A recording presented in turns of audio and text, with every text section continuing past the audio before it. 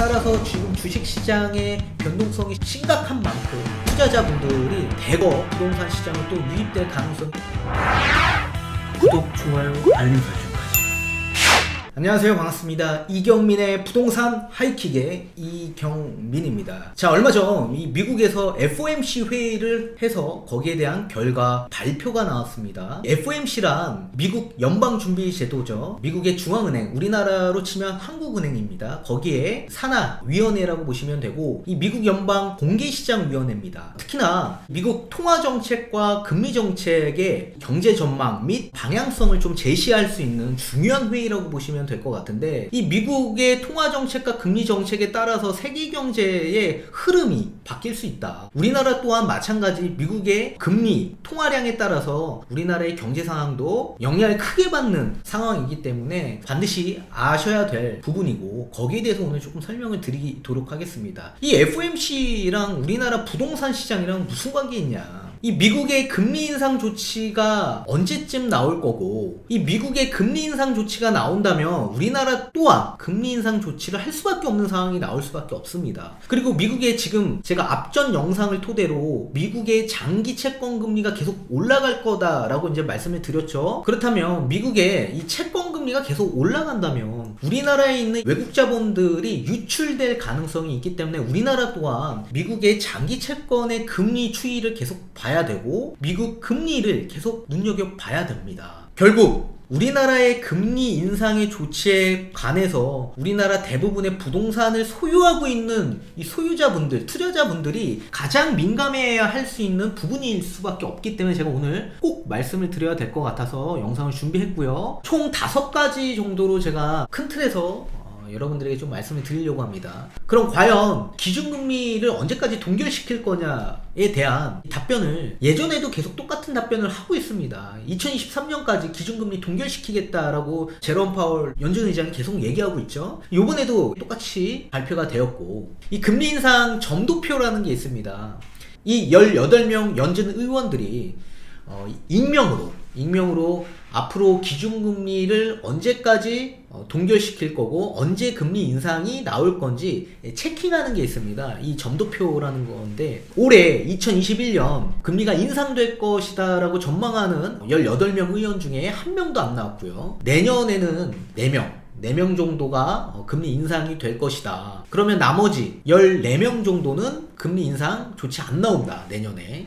그리고 2023년에는 7명, 좀 많이 늘었습니다. 작년 대비해서 많이 늘었는데 7명 정도가 23년에 금리 인상 조치가 나올 거다. 자, 그러면 18명 중에 7명, 11명은 2023년에도 금리 인상 안 나올 거다, 동결될 거다 라고 생각하는 의원들이 더 많다라는 얘기입니다. 어찌됐든 간에 이런 점도표를 발표함으로써, 보여줌으로써 기준금리 2023년까지 동결하겠다라는 이 시그널을 계속 시장 참여자들에게 보여준 거라고 보시면 될 것 같고요. 우리나라는 이제 신흥국에 속하는 나라이기 때문에 미국 기준금리 인상이 나오기 전에 우리나라가 먼저 금리 인상 조치가 나올 가능성이 있습니다. 우리나라에 있는 이런 외국 자본이 유출될 수 있는 상황이 나오기 때문에 먼저 인상할 가능성이 좀 있다. 그렇다면 기준금리를 언제쯤 인상할 것인지를 잘 봐야겠죠. 만약에 미국이 2023년까지 정말로 기준금리를 계속 동결시키겠다라고 한다면 우리나라는 미리 선행해서 한 2023년부터 기준금리 인상이 나오지 않을까, 그렇게 보시면 될 것 같고, 근데 제가 생각할 때는 23년도에 우리나라가 기준금리 인상할 수 있을까라고 봤을 때 좀 더 앞당겨질 수도 있다라고는 생각을 합니다. 그 이유는 지금 미국의 물가 상승률이 얼마만큼 올라가냐에 따라서 조금 달라질 것 같고, 거기에 대한 인플레이션이 지속적으로 얼마만큼 증가하냐, 또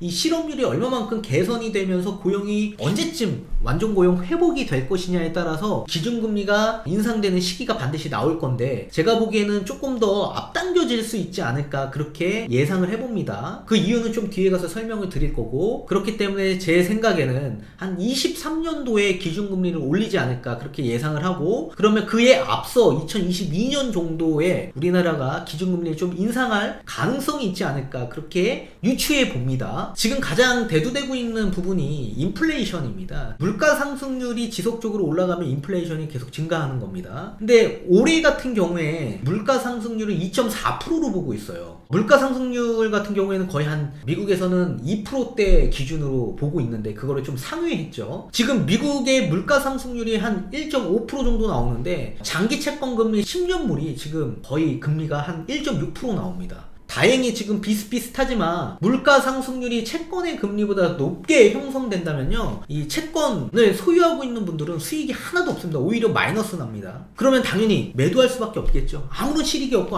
손해보는 채권을 왜 갖고 있겠습니까? 당연히 팔겠죠. 이렇게 매도 물량이 많이 나오면 당연히 가격은 떨어질 수밖에 없고 금리는 올라갈 수밖에 없는 상황이 나올 수밖에 없는 겁니다. 지금 그런 상황에 놓여 있기 때문에 채권을 소유하고 있는 분들은 물가 상승률이 올라가면 굉장히 위기감을 느껴서 던진다. 그러면 미국의 장기 채권금리 반드시 올라간다. 그러면 미국의 장기 채권금리가 올라가면 어떻게 해요? 대부분의 투자자분들이 주식보다 채권의 금리가 훨씬 더 높기 때문에 또 채권으로 이동을 하는 겁니다. 그러면 주식시장에선 자꾸 어떻게 돼요? 변동성이 심하다고. 지금 그런 시장이 계속 나오고 있는 겁니다. 미국의 주식시장 보십시오. 지금 변동성 엄청나게 커져 있는 시장입니다. 지금 나스닥도 지금 뭐 마이너스 3%, 마이너스 2% 계속 나오고 있는 상황에서 이 성장주들이 굉장히 맥을 못 추리고 있어요. 그러면 대부분의 변동성이 심한 장세에서 위험을 느끼는 투자자분들은 어디로 들어갑니까? 주식은 위험자산이기 때문에 이 변동성이 엄청 심하다고요. 특히나 채권과의 상관관계가 있기 때문에 채권의 금리가 올라가면 주식시장은 계속 흔들릴 수밖에 없습니다. 이런 시장이 앞으로는 계속 나올 거예요. 올해 전문가들이 보는 이 장기 채권금리 이 10년물이 거의 한 2%대 예상하고 있습니다. 2%대. 제일 높게 나온다면 3% 이상도 나올 수 있다라는 얘기예요. 그러면 미국의 주식시장은 굉장히 힘들 수밖에 없는 상황이 나오고, 장기적으로 본다면 미국의 주식시장도 당연히 올라갈 수밖에 없습니다. 근데 다만 올라가는 데 있어서 이 변동성이 너무 심하다고요.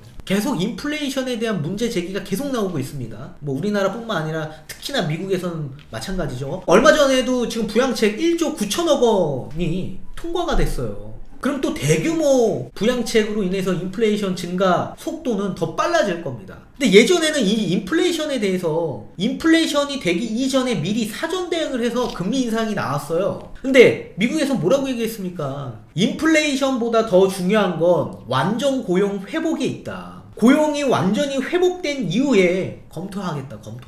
그래서 인플레이션이 지속적으로 나와야 되고, 그 지속적으로 나오는 물가 상승률과 인플레이션으로 인해서 확인한 후에 그때는 대응하겠다. 그렇게 얘기를 한 거고요. 그리고 미국의 올해 경제 성장률이 작년 예상치보다 훨씬 더 상회했습니다. 작년에는 4.2% 봤어요. 근데 올해 6.5%, 굉장히 높은 상승률로 상회한 겁니다. 거의 30년 만이에요. 6%대 이상 경제 성장률이 나왔던 게 80년대 중후반이었어요. 근데 지금 30년 만에 6%대 이상 경제 성장률을 바라보고 있습니다. 어떻게 보면 또 기저효과일 수도 있어요. 그렇지만 6%대 넘는 건 굉장히 좋은 경제 성장률을 보이는 거기 때문에 앞으로의 미국의 경제 성장률이 늘어날 것이다. 그렇게 보시면 될 것 같고, 이 실업률도 지금 많이 개선이 되고 있습니다. 2008년 서브프라임 모기지 사태 이거 일어나고 난 이후에 실업률이 거의 10%로 증가했습니다. 엄청난 높은 실업률이 나왔죠. 그리고 나서 2010년도에 이 실업률이 개선이 되고 나서 쭉쭉쭉쭉 떨어지기 시작해요. 그래서 재작년이죠. 2019년에 완전히 고용이 회복이 됐고 3%대로 들어섰습니다. 이 미국의 완전 고용 회복이 되려면 실업률이 한 3%대로 내려가야 됩니다. 내려가야 되는데 지금 코로나 사태로 인해서 15%로 엄청나게 실업률이 최대치로 증가했습니다. 그리고 나서 쭉쭉쭉쭉 떨어지면서 지금 현재 한 4.5% 예상하고 있습니다. 그리고 22년도에는 4.2%에서 한 3.9%,